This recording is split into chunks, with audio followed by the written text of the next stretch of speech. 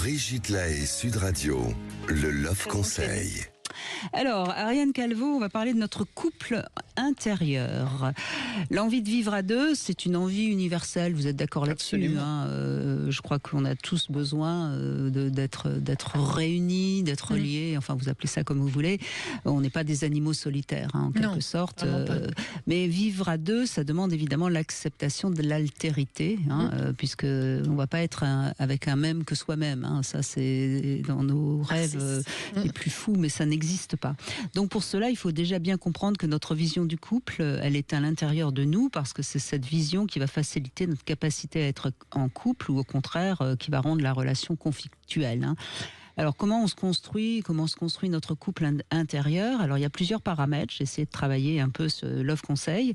Il y a évidemment d'abord notre couple parental, hein, la manière dont on a vu ou imaginé notre couple de parents, papa-maman, hein, c'est notre premier modèle. Et puis j'ajouterais le couple idéal, hein, tel qu'on l'a imaginé, notamment durant notre adolescence.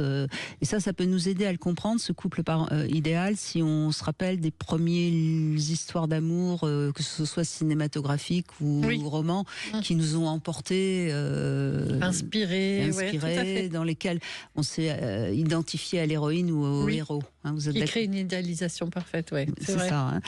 Et puis ensuite, dans notre couple intérieur, il y a notre capacité à être seul ou pas, c'est-à-dire notre besoin d'indépendance, ou au contraire notre dépendance plus importante, suivant les gens. Il y a des gens qui sont plus dépendants que d'autres, hein, voilà.